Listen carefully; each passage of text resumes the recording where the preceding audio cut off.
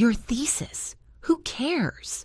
Camille sneered, then grabbed my laptop off the dinner table and hurled it to the ground. Crack! The screen shattered, my breath caught, and my mom. She laughed. Aurora, you're too sensitive, she said, waving her fork like she hadn't just watched my future explode across the tile. My dad didn't even pause chewing. He just muttered, maybe she wasn't meant to graduate. I stood up and walked out. I didn't scream, didn't cry. Just picked up what was left of my laptop, metal twisted screen, broken keys loose like teeth, and walked upstairs, like I was carrying a body, like I was burying myself. It wasn't always like this. Or maybe it was, and I had just refused to see it.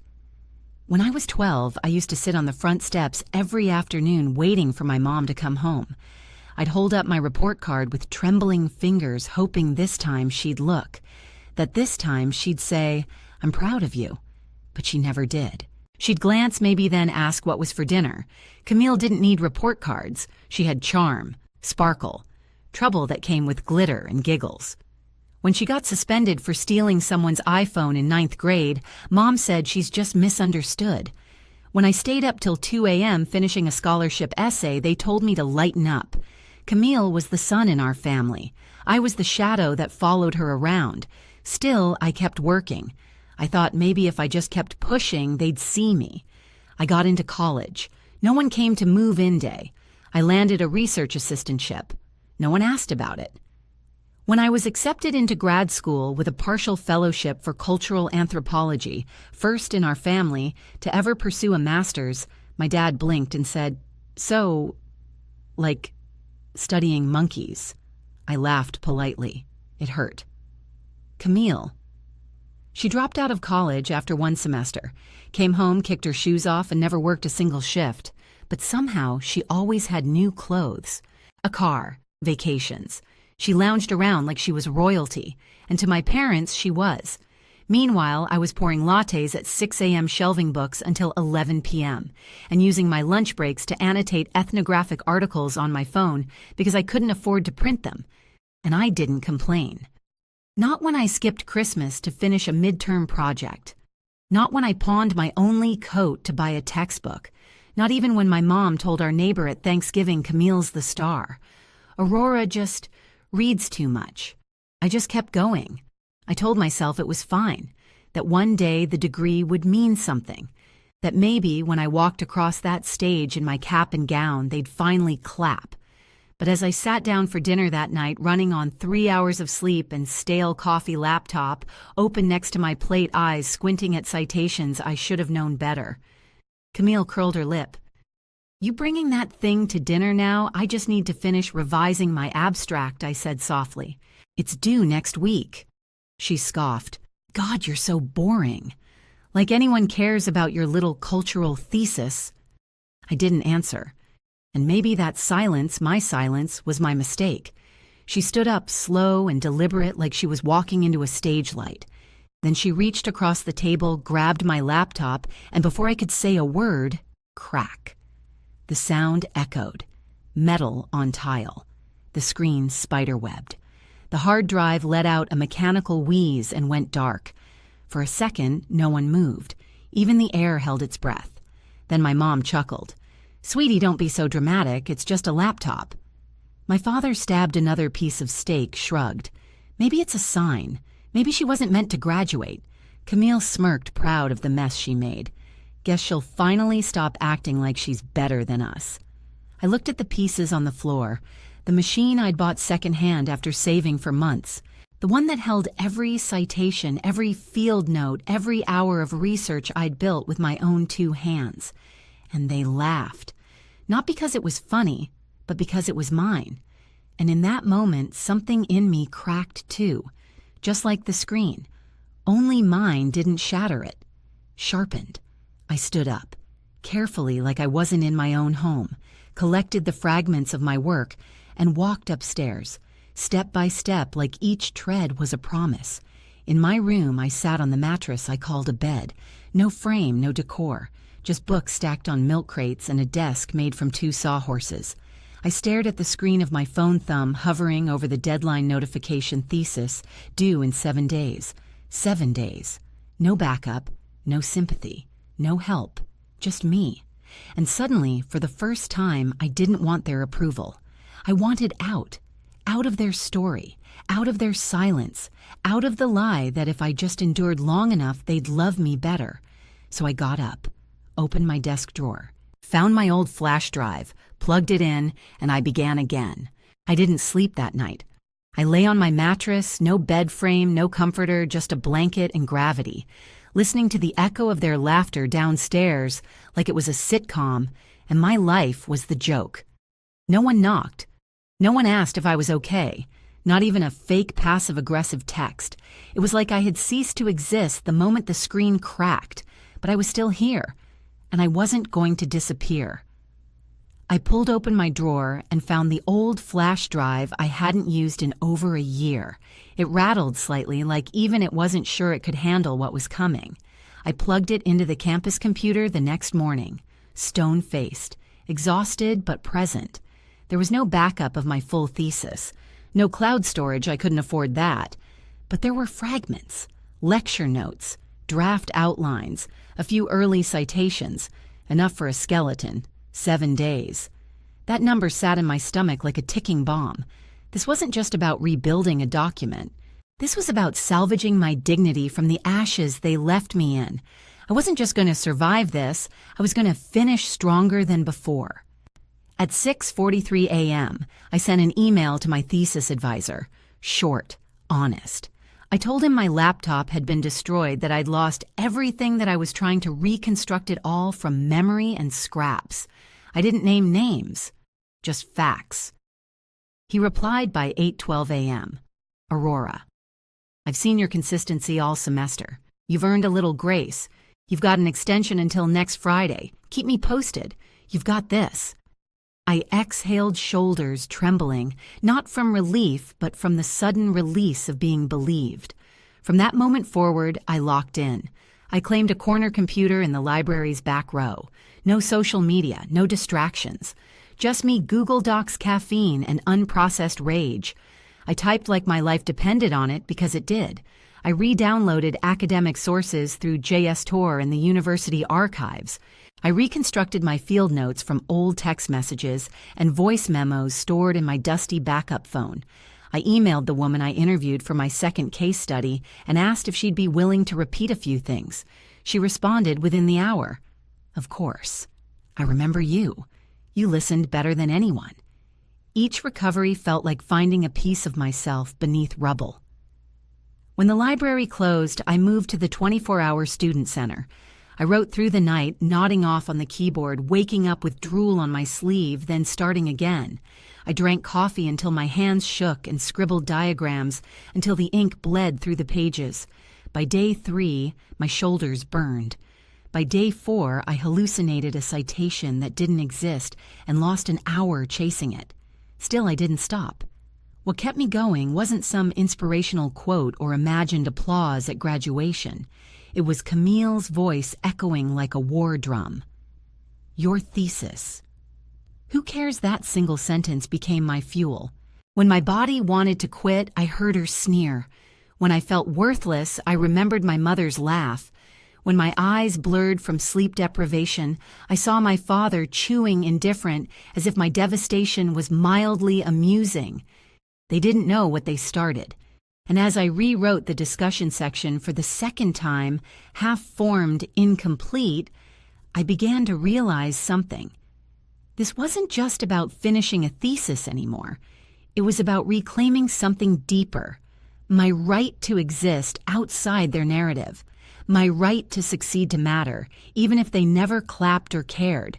To prove, if only to myself, that their dismissal didn't define my worth. Somewhere between rebuilding my literature review and reworking my conclusion, my grief calcified into something sharp. Not anger, not vengeance, clarity. I would finish this thesis. And then I would make sure Camille and the silence that protected her finally faced consequences. Because yes, I had lost everything, but I was still Aurora James, and they had no idea who they were laughing at. By the fifth day, my thesis had shape again.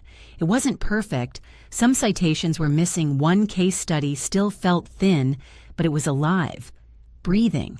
And more importantly, mine. Every paragraph was stitched from memory, from scars, from sheer force of will.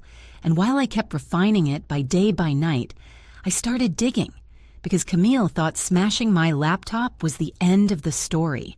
She had no idea how carefully the boring academic in the house observed everything. I remembered the little things. The time she bragged about using my student ID to get discounts, the Amazon packages that arrived under my name, the time she accidentally used Mom's credit card for a $300 purchase, then blamed the neighbor kid. It used to make me roll my eyes. But now it made a pattern. So I opened a new folder on my flash drive, titled Camille Evidence Receipts, Screenshots, Confirmation Emails, photos of packages signed under my name, messages where she joked about scamming our parents, even a voice memo buried in an old group chat where she laughed about breaking a window and blaming someone else. I labeled each file carefully. I timestamped them all. What started as curiosity became a file system of fraud. Then, I found something I hadn't expected. Buried in a browser history backup I'd synced weeks ago, a login to an online academic essay marketplace. I almost skipped it, but then I saw the username, Camille2023. I clicked, and there it was. A thread in a writing forum about reselling old student essays under fake names. Camille had posted 3 samples. One of them I recognized. Verbatim. It was the exact paragraph from a short essay I had submitted as a sophomore. I felt the blood drain from my face. This wasn't sabotage anymore. This was theft. This was identity fraud. And it wasn't limited to academia. One post linked to a small youth arts magazine, the same one that had emailed me weeks ago. "Hi, Aurora, we loved your voice in this piece. Let's chat about edits." I had deleted it, assuming it was spam. It wasn't. Camille had submitted my work under my name and gotten published. That was the moment something shifted in me. Not rage, not panic, precision. This wasn't just about repairing damage anymore. It was about drawing a line. She had impersonated me, used my name, my words, my voice. I wasn't going to scream. I wasn't going to argue. I was going to respond, professionally, legally, quietly. I stayed up that night organizing everything. I created labeled folders: academic misconduct, digital impersonation, financial abuse, unauthorized purchases, essay plagiarism. Each item had a date, a source, a screenshot. I even exported chat logs, cross-referenced document metadata, and saved HTML archives. By morning, I had a complete packet. I didn't tell anyone. At 8:47 a.m., I pressed submit on my final thesis, and at 9:02 a.m., I walked calmly, no fanfare, into the student legal clinic, handed over the folder, and said I'd like to file 4 formal complaints: academic fraud, identity misuse, credit-related misconduct, and intellectual property theft. The legal assistant blinked. "Wow," she said. "You've been busy." I smiled, not cruelly, not smugly, just clean. She made it personal, I said. "I'm responding professionally." By noon, the clinic submitted initial reports to the youth magazine that published the stolen article, the University Academic Integrity Board, the credit union that managed the student credit line, the online essay marketplace Camille used. Each submission came with documented evidence. Each case referenced my name, my identity. Each action was traceable. And I didn't feel guilty. I felt intact, whole for the first time in years, because silence had never protected me. But the truth might. At 2:15 p.m., I got an email from my advisor. "Got your thesis. Outstanding recovery, Aurora. You should be very proud." At 2:42 p.m., I got a message from the magazine's editor. "We're stunned by this. Thank you for your transparency. We've escalated this to our legal team." At 4:04 p.m., my phone lit up. Dad, calling. I didn't answer. This day didn't belong to him. It belonged to me. The daughter they ignored, the student they dismissed, the woman who rebuilt her future from ashes, then turned and closed the door. And I wasn't done yet. The next morning, my phone started buzzing before sunrise. 6:12 a.m. Dad, we need to talk. Call me. 6:15 a.m. Mom, Aurora, please come home. We didn't know it was this serious. 6:29 a.m. Camille, you are ruining my life, you crazy bee. I blocked her. Not because it hurt, but because I didn't have the energy to absorb someone else's chaos anymore. By noon, a new email came in. Subject, family first. From my mother, Aurora. This is tearing us apart. Camille made some mistakes, sure, but you've taken this too far. The school is threatening to suspend her. She's devastated. Please retract the complaints. Let us handle it privately. No more outsiders. Please. I stared at the screen. Nowhere in that email did she ask how I was doing. Nowhere did she mention the thesis I had fought tooth and nail to rebuild. Nowhere did she say the words, I'm sorry. It wasn't concern, it was control. They didn't want to fix anything. They wanted it to disappear. At 3:05 p.m., Dad called again. I answered. His voice was clipped, composed, like someone trying to sound calm while managing deep irritation. You've made your point, he began. We'll pay for a new laptop. Let's just be done with this. I let silence hang for a moment. You think this is about a laptop? I said. He hesitated. Well, what else is there to talk about? My voice was quiet but unwavering. The fact that she used my name to commit fraud. The fact that you watched her destroy my work and laughed. The fact that you've all treated my pain like it was a joke. Aurora, we're your family. I cut in. No, you're her family. You just forgot I was yours. He exhaled sharp and forced. The university is threatening expulsion. Her future could be over. I didn't flinch. So was mine. Remember, he didn't respond. I didn't scream. I didn't plead. I didn't try to explain. I had done that for years. Explained myself into exhaustion. Justified my existence into invisibility. This time, I simply told the truth. I'm done protecting people who watched me break and laughed. That night, I received another message. It was Camille, but not from her regular number. A burner email account clearly created in panic. Please, I messed up. I'll say sorry. Just don't let them expel me.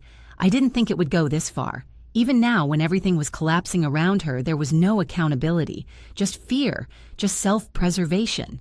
She wasn't sorry she hurt me. She was sorry she got caught. I didn't reply. Instead, I logged out of my email, closed my laptop, and for the first time in years, I felt untangled. No more emotional debt, no more shrinking myself to protect someone who had no problem erasing me. They wanted a quiet fix, but I had already made a promise to myself that I would never go back.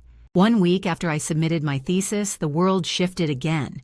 It was a rainy Thursday, the kind where everything feels gray and hollow. I was curled up in the student center with a reheated burrito and a headache that had lasted 3 days. Then I saw the email. Subject, congratulations. Aurora James, finalist from National Graduate Research Council. I blinked, then read it again and again. They had selected my thesis, the one I rebuilt from ashes, as a finalist for the Rising Scholar Award, the prize and all-expenses-paid trip to Chicago to present at the annual National Research Conference. Travel, lodging, meals, all covered, exposure guaranteed. My fingers hovered above the keyboard. I couldn't move. Me. The too sensitive one. The boring academic. They picked me. I didn't tell anyone. Not my advisor. Not my classmates. Certainly not my parents. Instead, I packed the one blazer I owned, the same one I wore to my graduate school interview. It still had a small ink stain on the cuff. I polished my old black flats and stuffed everything into a thrifted carry-on. When I boarded the plane to Chicago, I didn't feel glamorous. I felt still, solid, like I belonged to myself for the first time.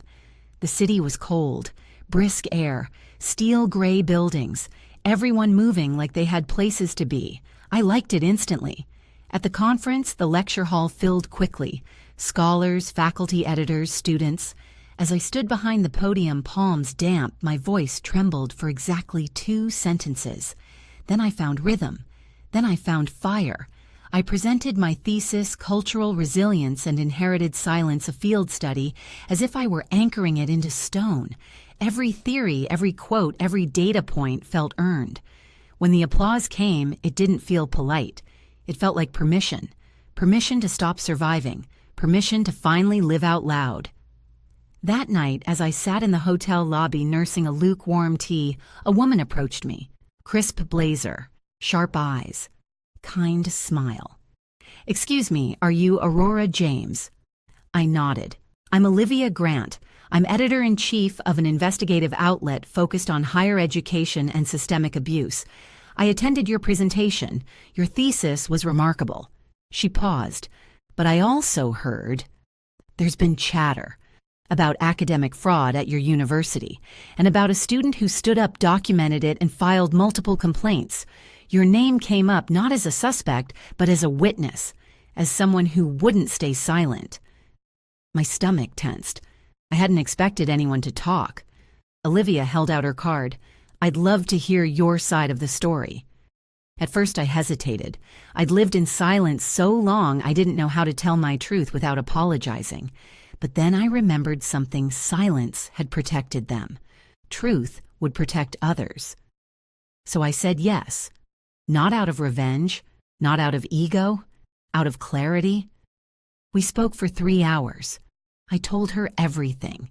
How Camille had smashed my laptop, how my parents laughed, how I rebuilt everything from memory, how I gathered evidence, filed reports, and submitted complaints not to destroy but to survive. She listened. She didn't interrupt. She didn't pity me. She just took notes like my voice mattered, and for the first time, I believed it did. 5 days later, the article went live. Headline: Scapegoat to Scholar One Woman's Fight Against Toxic Silence in Academia and Family. I didn't expect what came next. It went viral. Professors I'd never met shared it. Students DM'd me to say thank you. Former neighbors sent emails. Even a high school teacher I barely remembered messaged me. "We always knew you were the strong one." I didn't reply to everyone. I couldn't. But I read every word. And in each message, I saw pieces of myself finally being recognized, not for being dramatic or difficult or fragile, but for surviving, for enduring, for fighting.